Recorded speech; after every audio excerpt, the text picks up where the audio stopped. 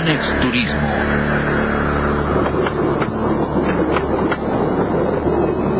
presenta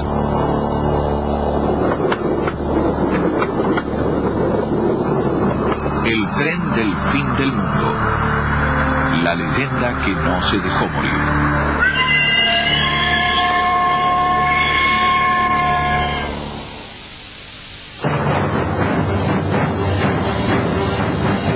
La historia argentina está llena de extraños personajes olvidados que se aventuran hacia el sur en búsqueda de sus propios destinos. Son actos de fe y de valor de hombres y a veces mujeres que ofrecen como testimonio sus exiguas victorias y todas sus derrotas. Pero hay algo que está más allá de sus ambiciones y que los alienta a seguir, a pesar del frío que congela el cuerpo y el alma, y a pesar del viento demoledor que parece querer desviarlos de su camino. Un rincón del planeta, muy cercano al Cabo de Hornos y al fin del mundo, atrapado por la bravura de los océanos Atlántico y Pacífico, despierta pasiones por su belleza y hechizo inexplicable.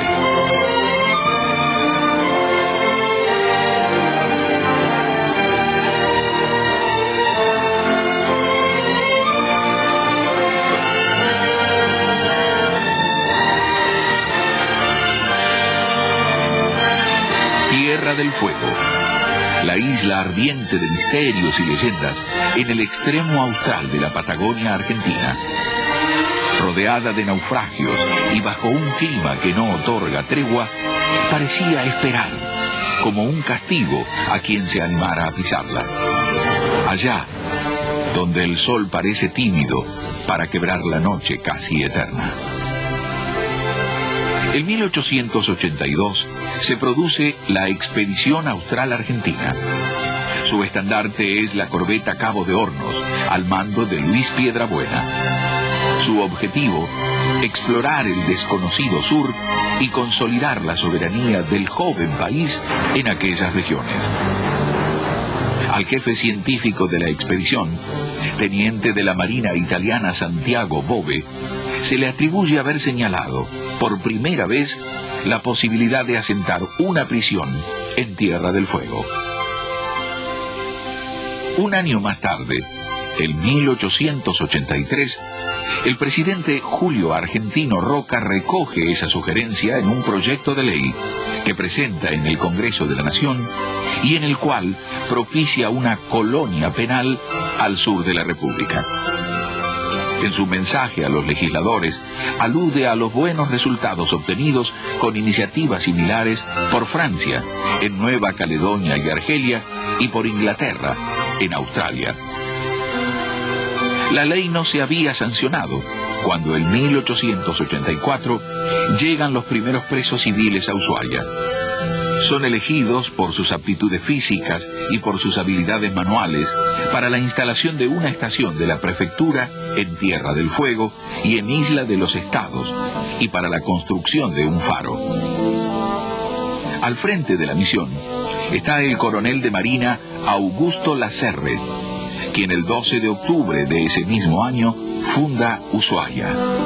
Ushuaia, vocablo de la lengua de los indios yámanas, que significa bahía profunda hacia el oeste. A los pocos días, el presidente Roca promulga la ley por la que se organizan los territorios nacionales en 9 gobernaciones. Una de ellas es Tierra del Fuego. Y el 27 de junio de 1885, por decreto, fija en Ushuaia la capital de la gobernación más austral. A fines de 1895, el Congreso sanciona la ley 3335, cuyo artículo primero dispone: las penas correccionales o de prisión que los jueces de la capital federal y territorios federales impongan a los reincidentes por segunda vez serán cumplidos en los territorios nacionales del sur que el Poder Ejecutivo designe al efecto. El 3 de enero de 1896, se designa al territorio de Tierra del Fuego para el cumplimiento de dicha ley y se encomienda a su gobernador el proyecto de construcción y la reglamentación del penal. Pocos días después, en instalaciones provisorias y absolutamente precarias, hechas de zinc y de madera, se habilita en Ushuaia la cárcel de reincidentes. En los primeros meses del siglo, el penal recibe a sus primeros habitantes. Son condenados a presidio, un peldaño anterior a la pena de muerte según el Código Penal de la época. Se trata de reclusos de la peor calaña. La hipótesis de colonización pierde sentido. Mi padre llegó aquí en el año 1913. Llegó solo. Se fue a la cárcel. Cuando yo más o menos tenía 7, 8 años, mi padre tuvo un problema aquí, en la cárcel. A mi padre llegó un momento que lo obligaron a pegarle a los presos. Cuando se comportaban mal, mi padre dijo, no, yo no les voy a pegar. Hay maneras que si se comporta mal un preso, hay maneras de castigarlos sin pegarles. Yo tengo hijos y yo no sé lo que pueden llegar a hacer a mis hijos, pero yo jamás le voy a levantar la mano ni le voy a pegar porque tenían, creo, eso lo vi en casa. Un cosito así como los que usan los policías, con eso había que pegar. Mi papá dijo, no, yo no le pego. Entonces vino el director y le dijo, mire, señor Ángel, apellido de nosotros es Ángel, usted es un empleado inservible. No, yo soy un empleado humano, yo no pego. Y desde ya le voy a pasar mi renuncia y yo no trabajo más. El ingeniero Catelo Muratia, segundo director del penal, comienza la construcción definitiva de un establecimiento carcelario adecuado y el 15 de septiembre de 1902 coloca la piedra fundamental. La cárcel se construye con materiales de la zona, roca basáltica, madera de los bosques, arcilla y arena del suelo de la región y de los riachos cercanos. La mano de obra la constituyen, por cierto, los penados. La cárcel estaba antes en la Isla de los Estados, después se empezó a hacer aquí, la hicieron los mismos presos.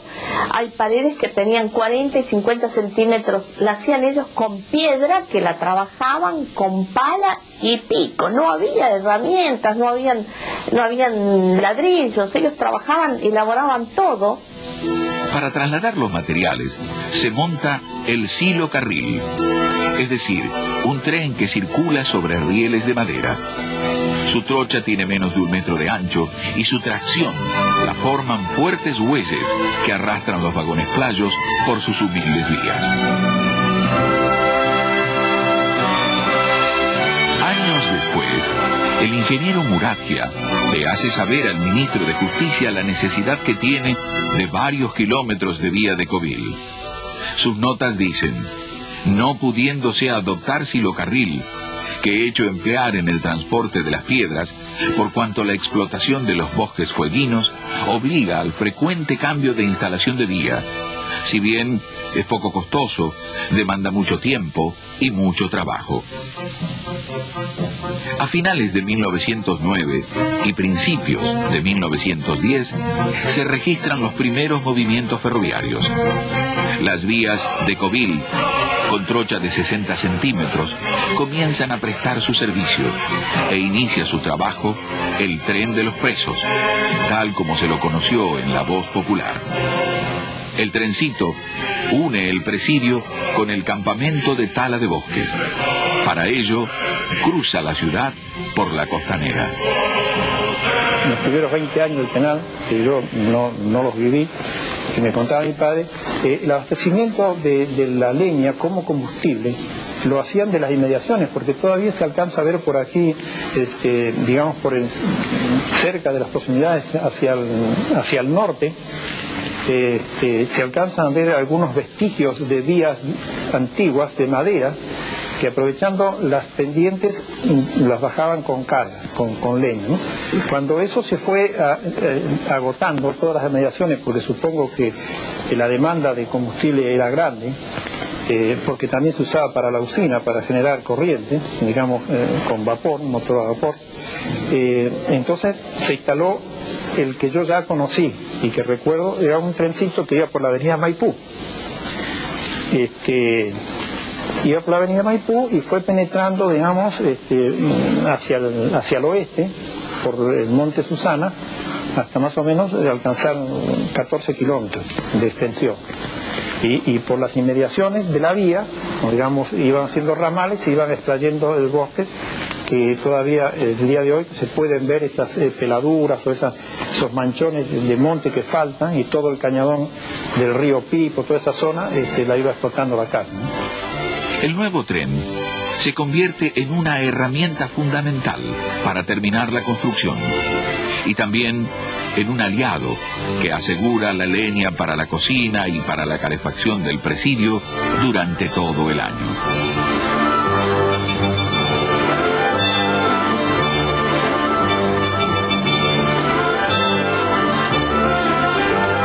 Durante 2 décadas, el tendido ferroviario avanza sobre la ladera oriental del Monte Susana. Y cuando las locomotoras originales no pueden acceder a las partes más elevadas de ese sector, se continúa el ramal por el centro del valle del río Pico, adentrándose más tarde en lo que hoy es Parque Nacional Tierra del Fuego. Los antiguos pobladores de la región todavía recuerdan la locomotora bautizada como La Coqueta. Era la más chica y fue la primera en llegar al presidio. Se ganó su nombre porque se desplazaba dando pequeños saltitos a lo largo de su recorrido. En el presidio se instalan talleres con la idea de ocupar a los presos en algo útil y prepararlos en un oficio para encontrar trabajo una vez que recuperaran la libertad. Se les asigna una remuneración por jornada de trabajo.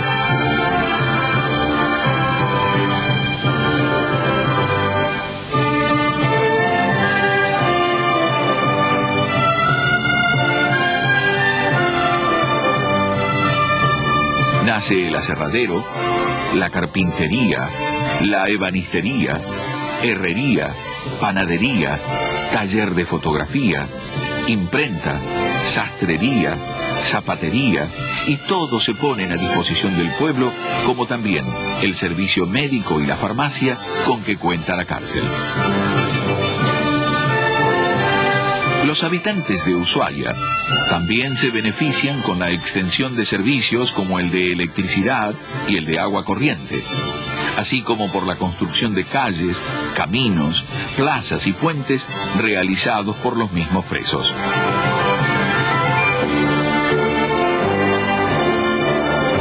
El duro trabajo sigue hasta el cierre del penal, ordenado por decreto presidencial de marzo de 1947 en atención a razones de orden penitenciario.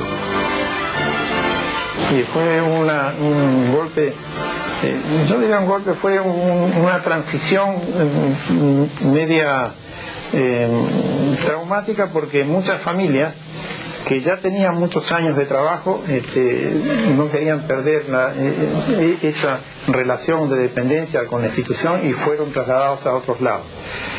Digamos que no solamente se fue del penal, sino que se fue mucha gente, y el pueblo quedaron unos vacíos que no se cubrieron rápidamente.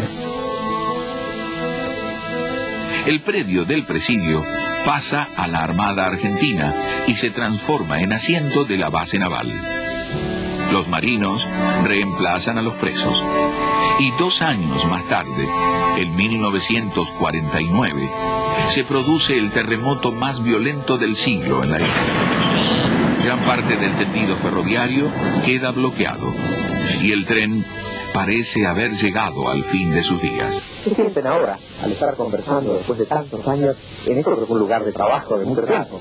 Es algo recordatorio, es algo tocante o casi, sí. más bien alegría que otra cosa. Las celdas eran igual como esta. Solo los pisos eran de polen, de madera. Pedro, hay por allí una versión que dice, también se lo preguntábamos a don Mateo hace un rato, que aquí los presos prácticamente estaban siempre engrillados. ¿Qué hay? ¿Cuál es la verdad con respecto a eso?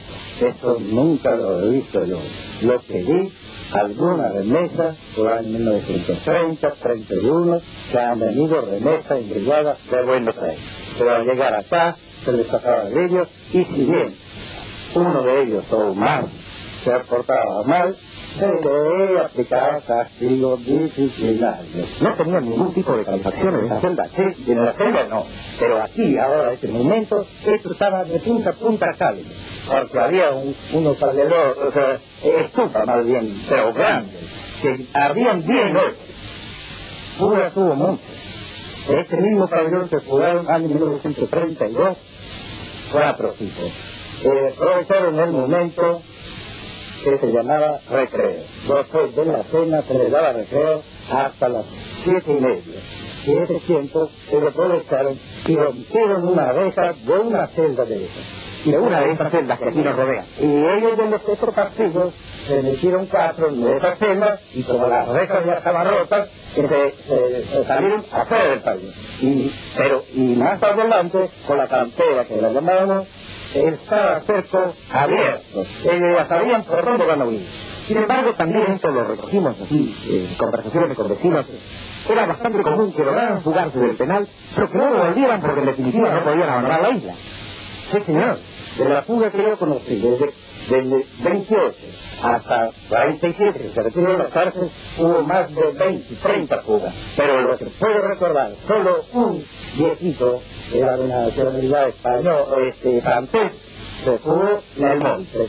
No pareció nada, que calculábamos carceleros que estaban muertos por ahí. Una de las características de este penal era la búsqueda de leña en la montaña que hacían los presos, ¿verdad? Sí. Y tratándose de la misma cárcel, cuando se inició la cárcel, tengo referencias y se alcanzó a llegar hasta el kilómetro 15, que llamábamos, explotando por ambas partes. Y para ello utilizaban un trencito, que si bien no es exactamente ese, era muy parecido a este. Es que la máquina es esa, máquina es y vagón es también, pero a los que son los altos, eso fue reformado como para paseo. Y los presos, por supuesto, utilizaban una especie de zorra, me han contado. Pero sí, esos vagones sin ninguna carrocería, y que por bando y bando de esas zorras que se denominaba, o sea, vagón, se sentaban los presos, que iban de 70 y a veces, en algún caso, hasta 80 presos.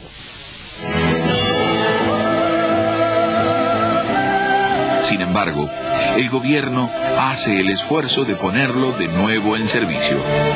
Es apenas una prórroga de la agonía. En 1952, el tren de los presos deja de circular.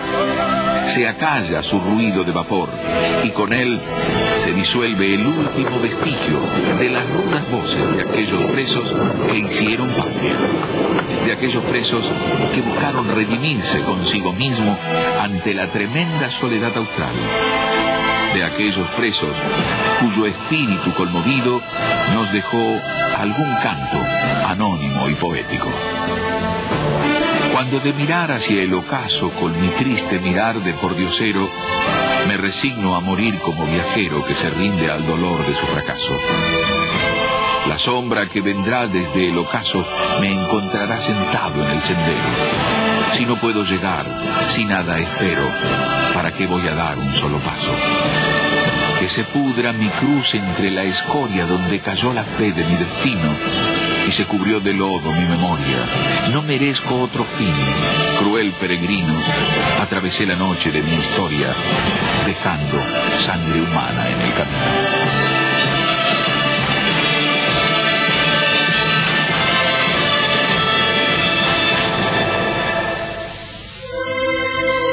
Después de 4 décadas de sueño y olvido, el tren renace de la mano de un emprendimiento lleno de condimento de aventura que era necesario para reflotarlo. El tren de los presos resurge en el bello tren turístico que constituye el Ferrocarril Austral Fueguino. El proyecto nace de una idea poderosa y espontánea, que no mide beneficios ni dificultades. Es más un entusiasmo, un ímpetu creativo que un emprendimiento comercial, más allá de que éste pudiera resultar fructífero. Es un intento de recuperar aquel pionerismo forjador de Ushuaia. El Ferrocarril Austral Fueguino surge como idea a principios del año 93. La intención fue en un primer momento rescatar los últimos kilómetros de lo que hoy recordamos como el Tren de los Presos, un antiguo ramal ferroviario que a principios de siglo, a fines de 1908, partiendo de lo que por entonces era la aldea de Ushuaia, fue proyectándose sobre los bosques del oeste con el objeto de buscar la madera que luego era transportada sobre coches playos hacia el penal de Ushuaia, donde fundamentalmente se la quemaba para el calefaccionamiento del edificio. La idea fue rescatar la parte histórica de aquel tren del presidio. 42 años después de su último servicio, en 1994, el tren más austral del mundo, el Tren de los Presos, retoma su recorrido histórico. Las comodidades son distintas, pero el espíritu emprendedor busca rescatar el esfuerzo de aquellos hombres rudos que nos precedieron. El tren del fin del mundo recupera parte del trazado ferroviario del tren del presidio, pero obviamente los pasajeros no viajan en las condiciones en que lo hacían los penados. Nuestro servicio pasa por la utilización de coches cerrados, calefaccionados, coches de clase turista, coches de primera clase y hasta un coche de clase especial, donde los pasajeros pueden tomar servicios de almuerzos o cenas durante el trayecto. El recorrido transita sectores característicos de la Tierra del Fuego. El pasajero puede ver desde amplios coches vidriados bosques, montañas, lagos, arroyos, ríos, turbales, escenas que definen a la Tierra del Fuego toda. El arranque de la idea del tren se une a otra idea de la empresa Tranex: promocionar Ushuaia y su tren a nivel internacional. Para ello se toma en cuenta la belleza impactante y la pureza del paisaje fueguino, sus picos blancos que coronan el verde de sus valles, y al mismo tiempo la casi leyenda del trencito del presidio, con las sombras de las almas de aquellos hombres, maquinistas, conductores y pasajeros a la vez de sus vidas malogradas. En un país como Argentina, en el que la tradición ferroviaria casi se ha perdido por completo, la tarea fue múltiple y no dejó lugar para el desaliento o la fatiga. Se diseñó y construyó un ferrocarril de trocha angosta similar a la original, sin más apoyo financiero ni técnico que el de la misma empresa. Se buscaron rieles adecuados al futuro ferrocarril. Paradójicamente, se encontraron en Buenos Aires, a 3.000 kilómetros de donde habían servido. Se trata de rieles utilizados por el ferrocarril de Río Turbio, usado para llevar el carbón de las entrañas patagónicas hasta el puerto de Río Gallegos. Casi 500 toneladas de vía, de 10 metros de largo cada una, y con 17 kilos de peso por metro, debieron ser transportados en barco hasta Tierra del Fuego. Conseguidos los rieles, apareció la necesidad de los durmientes sobre los cuales asentarlos. Los utilizados pertenecieron a un ramal ferroviario levantado en Villa Ángela, en la norteña provincia del Chaco. Desde allí fueron transportados a lo largo de cientos de kilómetros hasta el puerto de Buenos Aires, desde donde se los embarcó con destino a Ushuaia, a la que llegaron tras recorrer el país literalmente de punta a punta. Ya con los elementos principales conseguidos, fue necesario trabajar arduamente para redescubrir el terraplén, que el terremoto de 1949 había sepultado, y una vez detectado su recorrido original, se lo reconstruyó con nuevos sistemas de drenaje. No fue una tarea sencilla la reconstrucción de estos últimos kilómetros del ferrocarril austral fueguino. En realidad hubo que buscar los terraplenes originales, muchos de los cuales ya habían sido sepultados por las nuevas calles de Ushuaia. Así es que hubo que buscar un recorrido que fuese adecuado para ser explotado turísticamente y que al mismo tiempo conservase las bellezas naturales propias de la región. Obviamente tuvimos que trabajar en los duros meses de invierno, con temperaturas inferiores a los 12 grados bajo cero, con días de nevada, en los cuales hubo que suspender soldaduras de puentes para poder calentarnos en una carpa muy precaria que preparamos en la montaña. Fue también muy difícil la recuperación de material ferroviario antiguo. Nosotros utilizamos locomotoras diésel originales, una de ellas alemana del año 1938 y otra pequeña locomotora de origen inglés del año 1937. Fundamentalmente lo más importante fue que en todo momento tuvimos en cuenta la preservación del medio natural.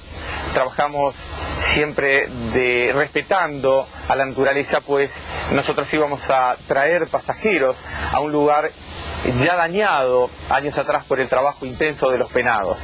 Así es que no podíamos darnos el lujo de dañar una sola rama más, ni una sola lenga más.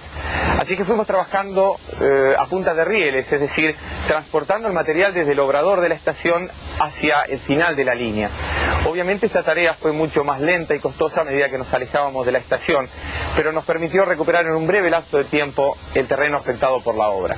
Cuando el emprendimiento se inició, habían desaparecido las antiguas vías y durmientes y quedaban apenas escasos rastros de la antigua traza del tren del Presidio. Se consultó al Museo del Fin del Mundo, gracias al cual se accedió a la documentación que revelaba el recorrido del antiguo camino ferroviario. En un principio, el proyecto alentó la idea de construir la totalidad de las locomotoras y de los vagones en forma artesanal. Entonces, se eligió una trocha de 50 centímetros, es decir, 10 centímetros menos que la vía original conocida como Decauville. Se inició la construcción de coches de pasajeros y nada menos que de una locomotora adecuada para las curvas cerradas y grandes pendientes, propias de un ferrocarril de montaña.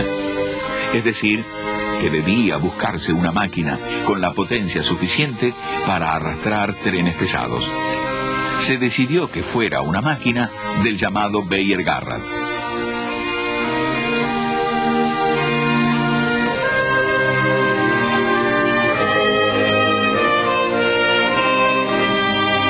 En febrero de 1994 comenzó la construcción de esa locomotora.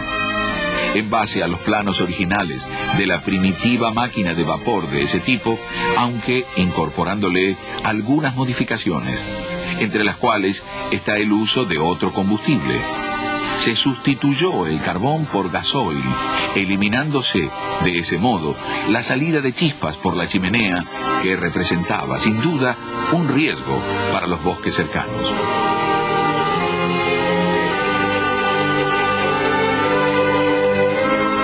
La construcción demandó 9 meses de arduo trabajo. Y en este caso, con la máquina tipo Garratt totalmente artesanal, vio la luz la única locomotora del tipo de vapor construida en la República Argentina. La segunda locomotora, que incorporó el ferrocarril austral fueguino, se fabricó en Inglaterra.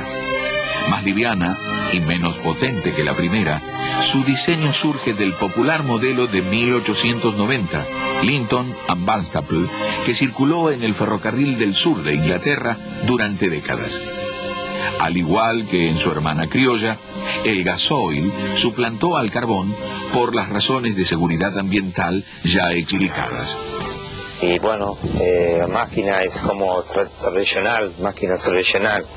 La única cosa es cambiar el combustible. Y obvio, antes se quema carbón o leña, pero nosotros se quema gasoil, porque es mucho más limpia y no sale chispas para no prender fuego en el bosque. Y bueno, pero la máquina es como una vaporera tradicional. Por otra parte, la empresa compró una antigua locomotora alemana que había prestado servicios durante 50 años en los ferrocarriles de Corrientes y Mendoza. Se trata de la Diesel Orenstein y Koppel, modelo 1938. Hubo que agudizar el ingenio para repararla totalmente con repuestos originales. Y después, para adaptar su trocha de Decauville a la particularísima trocha de 50 centímetros del ferrocarril austral fueguino. Su peso, de 13 toneladas. Su potencia, de 72 caballos, unidas a la velocidad de puesta en marcha, la convirtieron rápidamente en la máquina ideal para funcionar